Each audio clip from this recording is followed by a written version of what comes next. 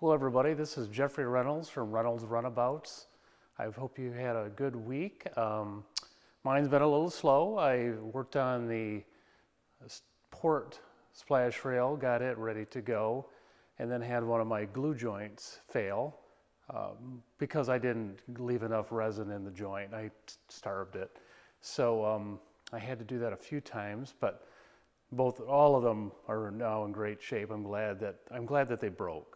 It allowed me to fix them the correct way and make sure that they're strong for the duration of the boat's life. So this week we're going to talk about the installation of the splash rails on both sides of the boat. I went ahead and did the starboard side and found a technique I liked. I found out the water line that I had originally put on the boat was a little off, and by putting the splash rail in a better place, I think, on the boat, I'll mimic it on the other side, and I'll just repaint the water line when we do the repaint job. So not a big deal. Had to bore some new holes, but with the rubber or the splash rail being a lot thinner in both height and depth, I knew I was going to have to re-drill those holes. And by having the rubber rail right on the boat, I've been able to put a nice finish hole through the boat where the fasteners will attach it, and eventually I'll glue it. So that's what we'll be showing you today. This is the starboard side, the first splash rail that I put together and fastened in. I used just steel screws with washers and nuts on the back to get them secure so I could look at it, make sure I was okay with it, and then proceeded down the splash rail with all these new fastener holes, approximately where the old holes were. The only differences were the old holes were either higher or lower, and I made them on the water line that I want to establish. So these are all secured. When I get the other port side done, I will take both of them off after marking the outline, and I will use a Makita sander that I have that allows you to do a very thin sanding path, and that will allow me to remove this paint. I'll take it right down to what was the gel coat. This boat was painted, so there was really no gel coat other than a clear version. I'll take it right to that, give myself a really nice place for the adhesion, and use a thickened epoxy formula instead of 4200. And looking at the old rub rail, I looked at it and found that he had also bonded it to the boat using epoxy. Probably not thickened epoxy like we have today. In fact, he even had it. He had epoxy underneath the joint, and then he had a piece of glass from top to bottom that overlapped it, but not underneath. So it was attached by glass and then faired out and painted. So a little more primitive than I want to do. I'm going to use modern thickened epoxy for this joint, silicone bronze fasteners, washers and nut, and have that secured two different ways. And I think the adhesion of the glass will also allow me to put in TotalFair boat filler to make that a really nice 90-degree angle and have it look like it was part of the boat originally, but really it'll really be this wooden version that's been epoxied on, faired in, and then the paint will match black on top. I'll probably go here black, and then I'll put my aluminum rub rail on there, and then I'll have white on the bottom. So it should look great. So that's what we're going to do. So now that I have my rub rail or the splash rail where I want it, I have the holes that I want to make new ones marked around where the old ones were, trying to keep it as consistent as I can. Clyde Paul obviously put those holes somewhere because it was probably how the rub rail should be attached in the important places. I might even go back and add one or two depending on how I like it, and this is how I did that. So I've got my brand new mahogany rail untouched. I know where my center point is. I also know that I'm going to put a hole. I'll start out with a counter bit, which allows me to get a counter bore in there so that when I put a flathead fastener in, it will be countersunk, and then I will be able to fair this in with TotalFair and cover that up, make it even more waterproof, and then I'll seal everything and then go ahead and put the paint on. So this is what I did.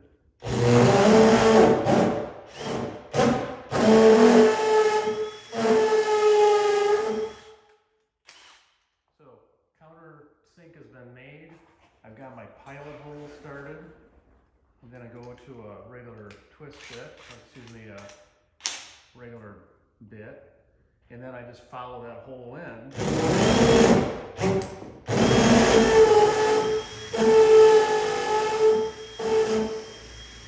I know I've gone through, I can see the glass coming out. Then I just go ahead and put, I bought some 1.5" steel screws, and they go in. Ooh, smell that fiberglass. Perfume in the morning, and that will register it as I go down through. I'll keep popping these in, and I'll run around. I'll reach around and put the nut in the washer on there so that my line stays consistent, and as the rail gets more and more permanent to this boat. So that's what I'll do. So I have the rub rail, the splash rail where I want it, and the way I found that, I knew that this water line was established based on these holes back in 2002 when we painted it the first time. So I've always been a little skeptical whether the measurements were ever correct. So what I did is I had faired it to where I thought it was good. And what I had done, I had gone and I had measured down from this deck to find the area that I knew I was going to be happy with, the established water line, measurements from the deck, how the rub rail looked on the boat.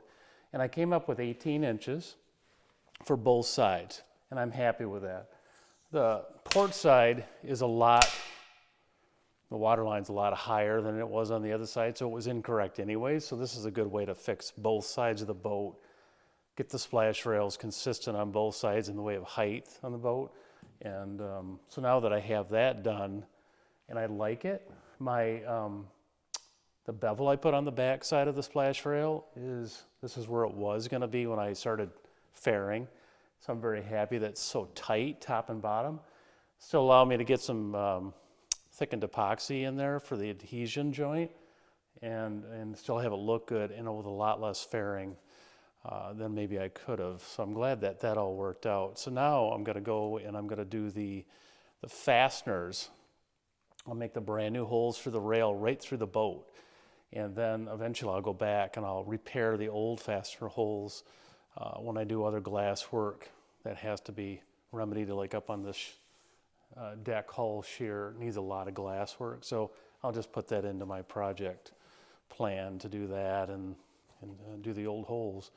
The beauty of a fiberglass boat is that you can fix everything with epoxy and filler, and then you just paint it, and it covers those all up. Wood is a much more difficult process when you're trying to keep the sides of the boat bright or clear, like with the varnish and the varnish and the stain. That's called bright. The deck is what I have to worry about the most when it comes to that. The rest of the boat, you can cover it up with paint and make it fair and smooth and make the boat better. So that's the route I'm going to take.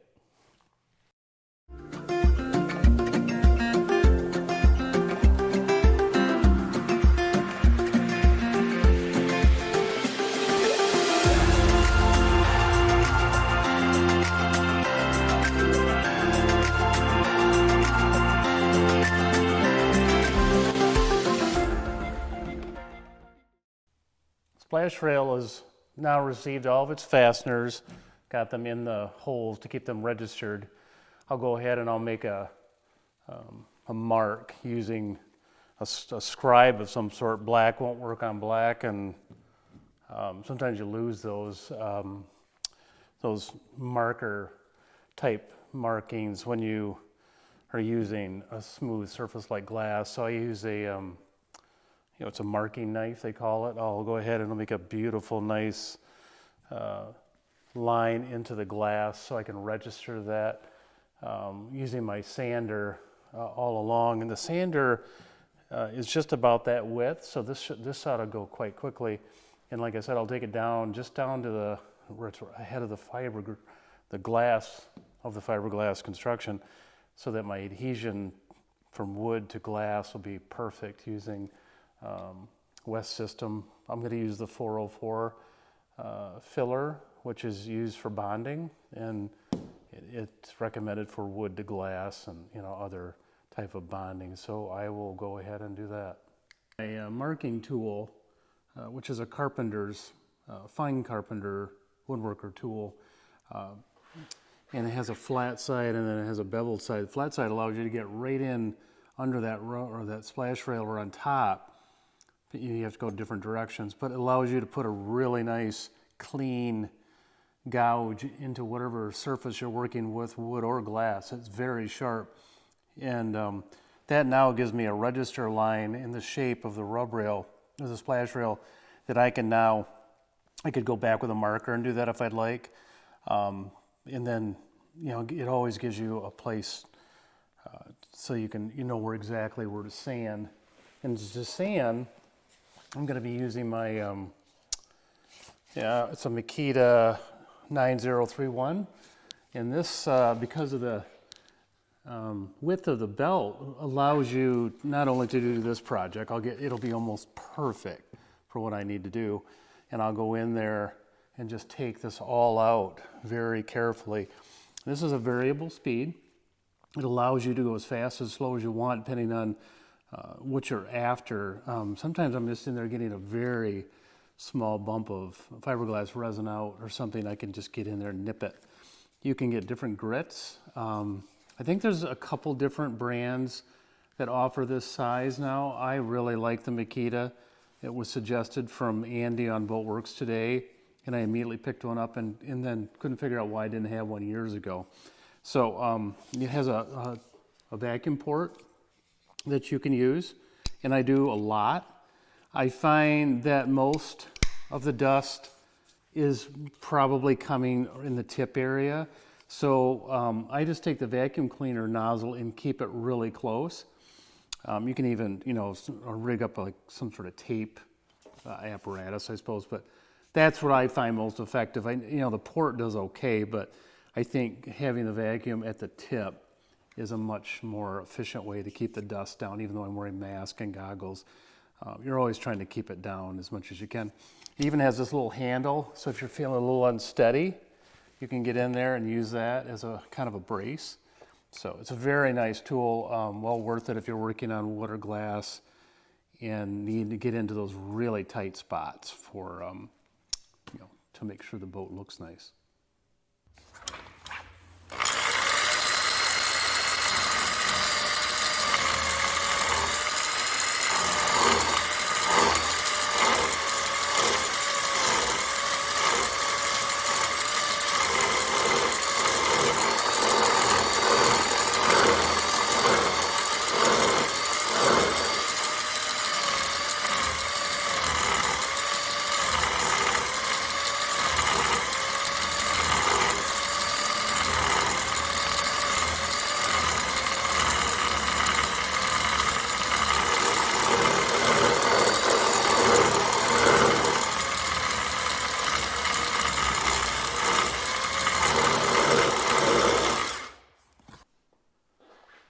So this is exactly how it's going to look all the way down the splash rail path on both sides of the boat. You can see I'm just in to the top of the glass. This is, like I said, this boat did not have a gel coat that was impregnated with color. It was a very thin gel coat of just clear that they then went ahead and painted. And even the gel coat that they put on was not terribly thick.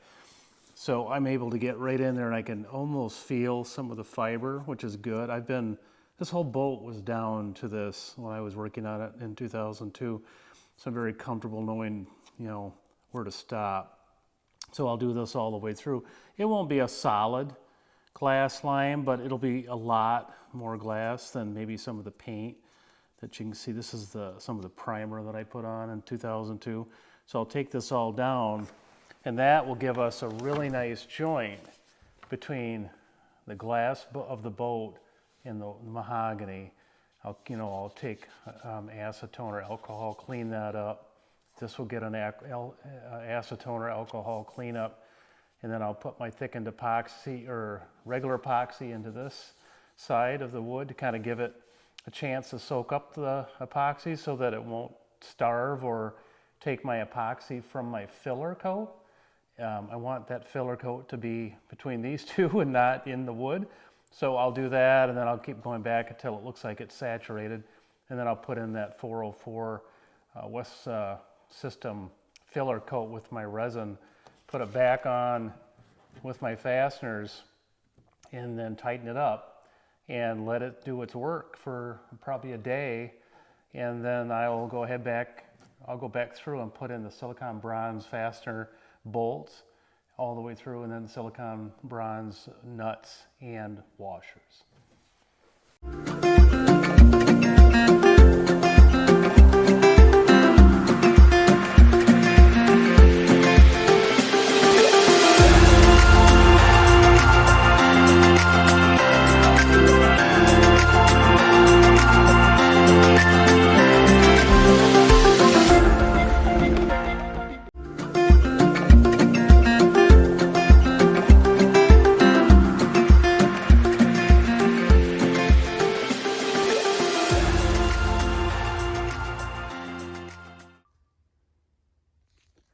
I have the sanding portion done of this project. I went ahead and widened out that sanding mark just a little beyond. I even went back with a black marker just to make sure I had enough. I got all that paint off using my little sander so I could get right in there. And it's right on top of the fibers. I can see a little bit of gel coat left, but mostly right in the spot where I want it to be, where the new epoxy filler will grab onto it and grab onto the roughed up splash rail, which is wood. And that should make a really good bond. So I'm gonna clean that with denatured alcohol, get that ready, and then I'll clean the rub rail. Both of them are ready to go. I'll get those ready, and then I'll go ahead and put the thinned epoxy or regular epoxy mix on there to get those soaking, and I'll keep an eye on and make sure that they're not still absorbing epoxy. And then when I start seeing it pool or finish, I'll go ahead and mix up my pot of 401 West System filler and epoxy, and then go ahead and give this all these surfaces a nice liberal application, and put the fasteners back on and let it go, and then we'll get some squeeze out, and I'll just be doing the cleanup as that goes too. So that's the next step. So I'm finishing up the mix of 4 pumps of activator and 4 pumps of regular West System resin. I think it's 105. And you do this for a full 2 minutes. You get that all, you kind of seeing it turning a little hazy, almost like lemon pop. It's a different color when you get ready. And then you go ahead and we're gonna put it on the edge here. I'm gonna get a brush. You can see that I've put down a full length of 5mm plastic. It's kind of my work surface. You want to keep it as clean as you can.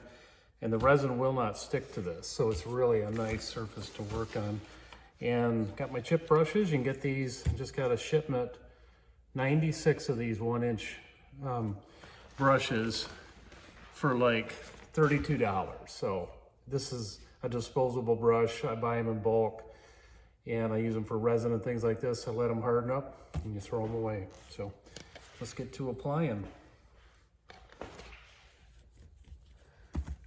Like we've done before, I'm just gonna put it on, get it wet, try to keep it neat as you can.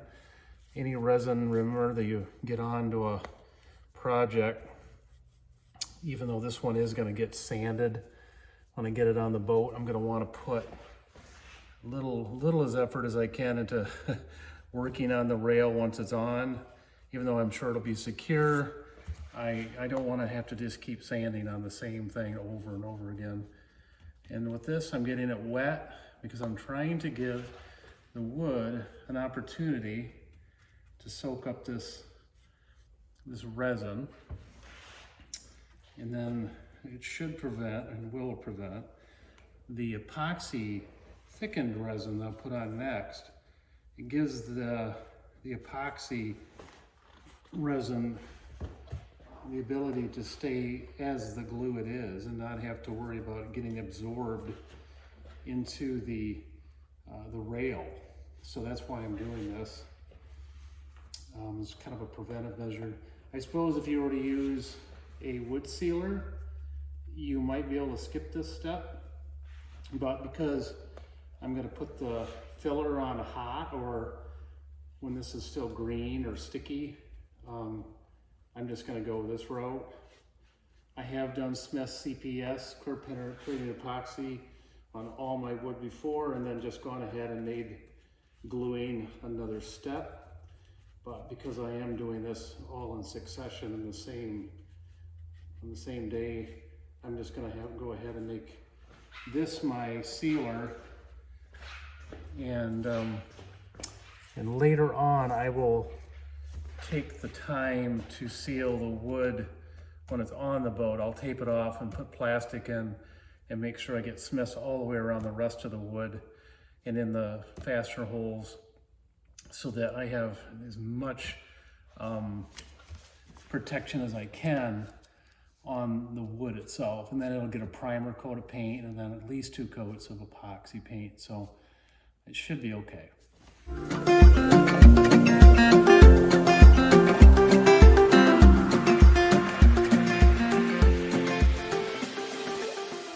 I got my 404 filler and my 105 resin with slow hardener.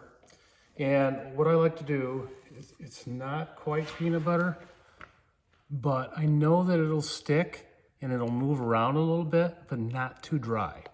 So this is what I've been using on the joints of this rub rail when I splice these pieces of lumber together. And I've been really happy with the bonding on this joint. So I really like this consistency, really happy with it. So, and that's just using the filler in the resin, and you just, I put a scoop like this at a time, and then when I get to it where I know it's right, I know it. And if you get too much filler, you just put a little more resin and more hardener, hopefully not make a big batch you'll waste. And that's what I'm trying to avoid, is making a big batch that maybe I won't use. And just like before, I'll use a chip brush and just start putting it on. It gives it a nice, it's almost like you were spreading peanut butter a little too thin on your sandwich. You don't want it a lot on there, but I want to be able to see that white filler on there, and I'll even go back sometimes and supplement if I don't think there's enough on the surface after I make one pass. Just try not to spread it too thin. Keep that white, try to keep the white substance as much as I can. Now the screw holes are obviously going to receive a little bit of this until I get a fastener in there. And then I'm going to go ahead and put steel fasteners in that are simply there to get the bond until the chemical reaction of the epoxy and the filler. And then I'm going to back those steel screws out and eventually replace them with the silicone bronze fasteners, washers, and nuts after this is dried.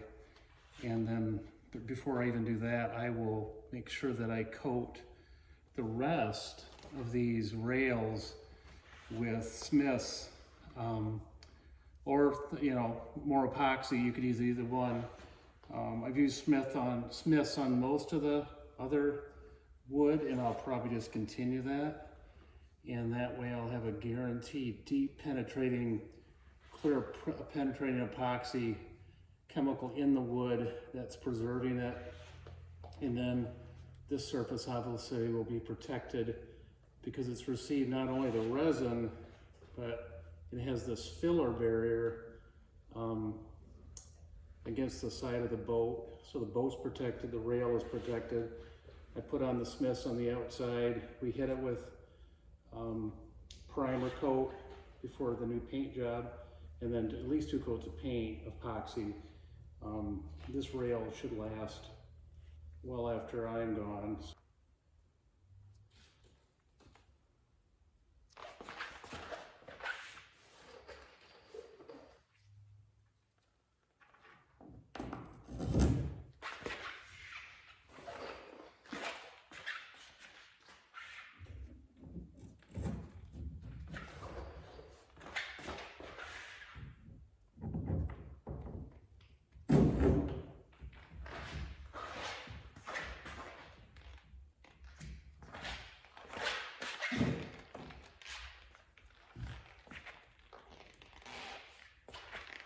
So I've got that sitting in there now. I'm going to go ahead and add all of the screws and then fasten them down from the back and look for the squeeze out. And if I don't see enough squeeze out, I'll probably drizzle in some more of the bonding agent to try to get as much as I can into that joint and then tighten them back down. I don't want a starved joint.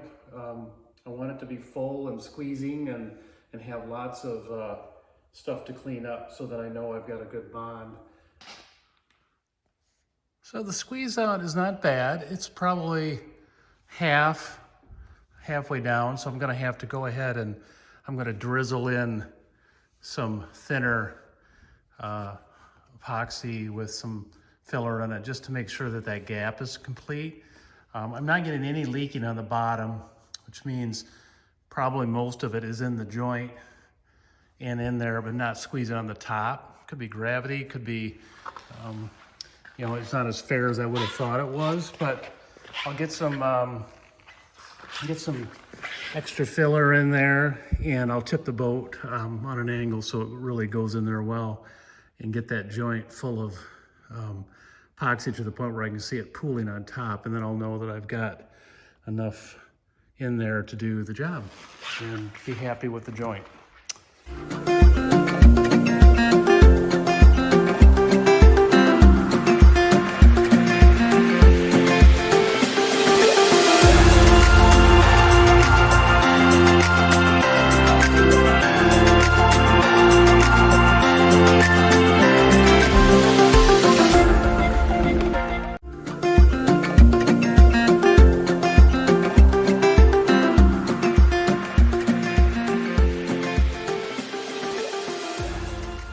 Back in the shop on the second day, and I'm looking at my splash rail that I put in on both sides.